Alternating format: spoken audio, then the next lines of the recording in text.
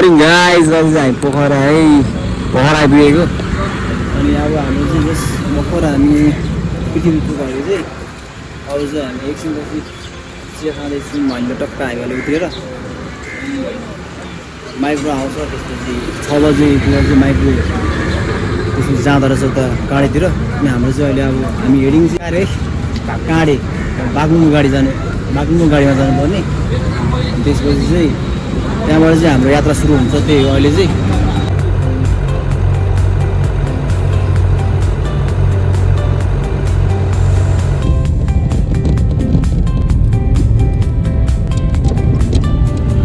हामी चाहिँ आइपुग्यौँ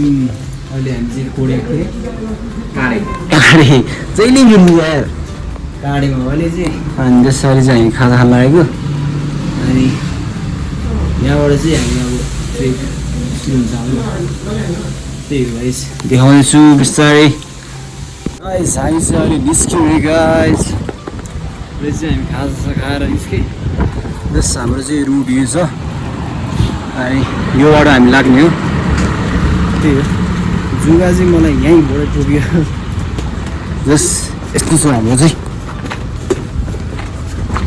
अब हामी सिधै अस्ट्रेलियन बेस क्याम्प त्यसपछि आउँछ अरू पनि ठाउँहरू तर योभन्दा अगाडि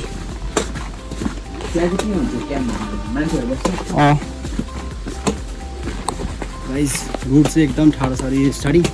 बेसी के हुन्छ देखाउनेछु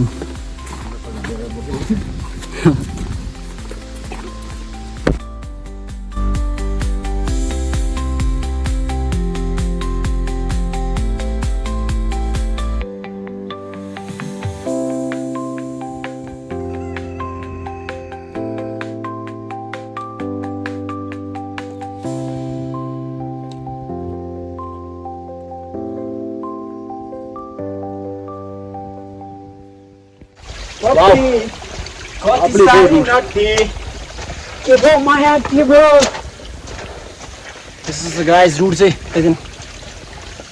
हेलो गर भाइ हेलो गाइज नमस्ते त्यस हामी चाहिँ अहिले यहाँ आइपुग्यो अझै त्यस्तै 1 घन्टा हिँड्नुपर्छ भनेछ बेसी यस्तो दामी भ्यू छ कि पछाडि पोखरा यस्तो दामी देखिरहेछ तर यस्तो हार्डै कसम भनेको स्टार्टिङ चाहिँ जुन पनि स्टार्टिङ हार्डै हुन्छ त्यही हो तर हामी इन्जोय गर्दै गइरहेको छौँ ल गाइस अहिले चाहिँ हामी आइपुगिसक्यो है अस्ट्रेलियन बेस क्याम्प हिमाल बबाल देखेछ के हो जुगाल टोक्यो त्यो सक्छ छिटो ल्याइन्छ नि त साथी हिँड्दैछ है यो चाहिँ बेस क्याम्पको नजारा हो त्यही हो लबी है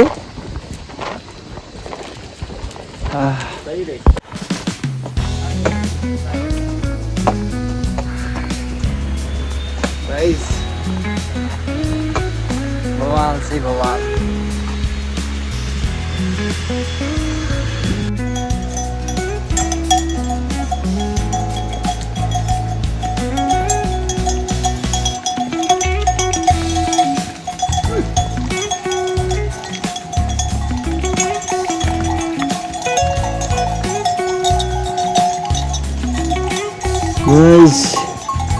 कसले आएको रहेछ यार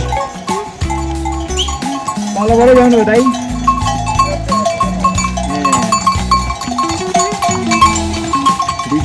दुई बडा हो सियो होइन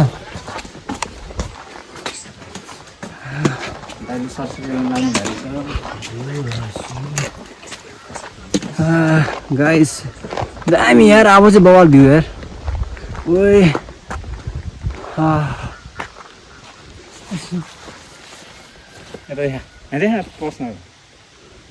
ल अनि चाहिँ हामी कहाँ आइपुग्यो भन्दाखेरि श्यामची देवाली आइपुग्यो अनि जो साथी यहाँ छ अझै अराउन्ड टन्नै टाइम लाग्छ आज त हामी त भर्खर 2 घन्टा 3 घन्टा ट्रेक भर्खर त भयो अझै 5 आवर्स स्टिल लेट अब अझै कति झेल्न बाँकी छ तर माथि एकदम राम्रो छ भन्दै छ भ्यूहरू त्यही पनि हामी थाकिने छैनौँ द्याट्स अल सब यहीँ छ हाम्रो त्यहाँ एउटा काउन्टर जस्तो छ अन्त त्यहाँ चाहिँ हाम्रो टिकट लिँदैन अरू ठाउँमा चाहिँ टिकट लिँदो रहेछ तर यहाँ मारिटेकमा चाहिँ टिकट नलिँदो रहेछ जस हामीलाई एउटा गाइडको लागि भए पनि एउटा यो दिँदो रहेछ एउटा सानो जस एउटा हेल्प हुन्छ त्यति हो हामी चाहिँ भर्खर माथिको उठाउनु देउरा ल्याएको कि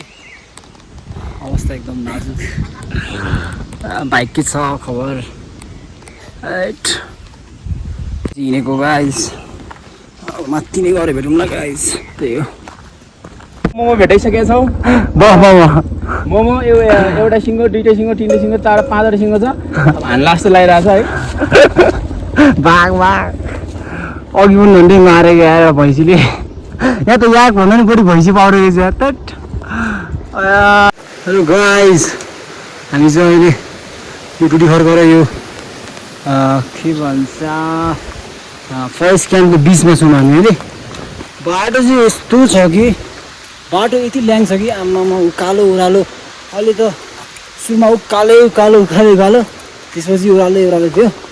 अनि केही ठाउँमा चाहिँ तेर्सो पनि थियो र लास्ट वाक लाग्दो ट्रेल चाहिँ एकदम कति ठाउँ बढेको पनि थिएन अब यो मनसुन सिजन भएर पनि हो एकदम ठाउँहरू चाहिँ यहाँको मान्छेहरूले चाहिँ बनाउँदै रहेछ गाइस हामी चाहिँ आइसक्यौँ रेस क्याम्प के अरे गाह्रो त मान बस्छ लास्टै पसिनाले फ्याक भइसक्यो अनि यहाँबाट थोरै खुलेको चाहिँ पोखरा रहेछ अब चाहिँ हामी एकछिन बसेर के गरौँ के हो बस्ने हो अब हामी चाहिँ यो डाँडा कट्नु पर्ने अनि त्यसपछि चाहिँ हाम्रो यो कटेर तपाईहरु कताबाट आउनु भयो हामी पोखराबाट आएको आज पोखराबाट यहाँ आइपुगे अब त्यो डाँडा कटेर अनि त्यसपछि लोक्याम अनि त्यसपछि बादल डाँडा छ भने चाहिँ हेर्नु के हुन्छ 6 बज्छ होला आज जहाँसम्म लाग्छ 6 बज्छ होला बेसी आज के हुन्छ कुदेको यहाँ गाइजहरू टामा हामी चाहिँ मरेर 2 घन्टा भयो जस्तो हामी चाहिँ अलिक बेस बढाएर 1 घन्टा 15 मिनटमा आइपुग्यो त्यो चाहिँ पुरै शेष छ एकदम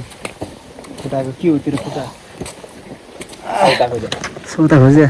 त गाइज अब हामी चाहिँ अब बादल डाँडा गएर भेटिन्छ ल त्यही हो सिधै बादल डाँडा ह्याप्पिली एकदम दादाहरूले 1.5 घन्टा समथिङ भन्नुभएको थियो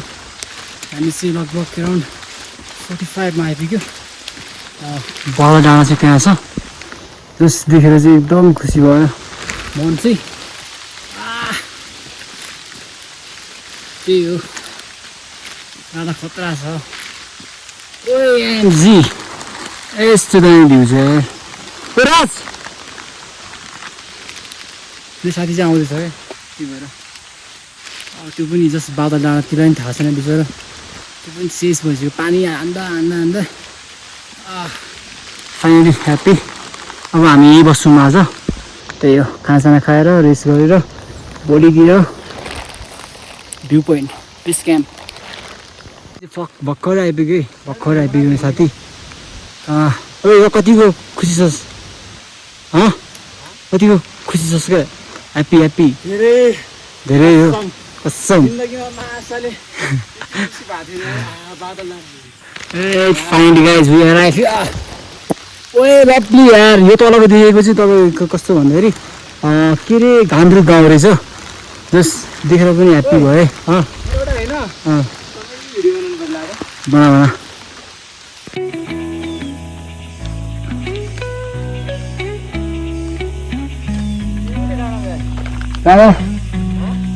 राम्रो आइस भ्यू चाहिँ पागल यहाँबाट हामी चाहिँ अहिले बादल डाँडामा हो साथी र म ओइ के भन्दो कस्तो भयो आजको जर्नी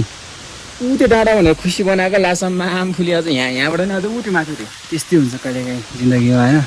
केही पनि दियोस् खोइ हामीले यहाँ पनि ट्राई गऱ्यौँ कि भनेको सकेसम्म माथि बेसी के हुन्छ गाइज हामी चाहिँ बादल डाँडा पनि हामी माथि लाग्दिएको माथि आज त कहाँ पुग्यो यार आज त बब्बा हिँड्यो यार सटिस्फाइङ भ्यू पनि सटिस्फाइङ अल सटिस्फाइङ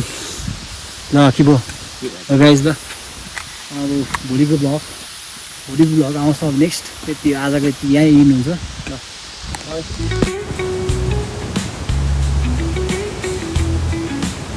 हामी चाहिँ भर्खर आइपुगेर यहाँ दाइसँग टक्क हल्का कुराकानी भएर हामी चाहिँ अब चिसोमा हल्का तातो चिया खाँदै जस मिठो गफ भइरहेको छ दाइसँग भ्लग थोरै हल्का हल्का दाइ भर्खर स्टार्टिङ गरेको दाइ अब म ट्रेक मात्रै गर्छु कि दाइ त्यही भएर चाहिँ मैले यो भ्लग सुरु गरौँ भनेर चाहिँ मैले गर्नु खोजेको अब यस्तै छ गाइस क्यामेरा तल भयो अलि यस्तो भयो भयो नसिकाए त भ्लग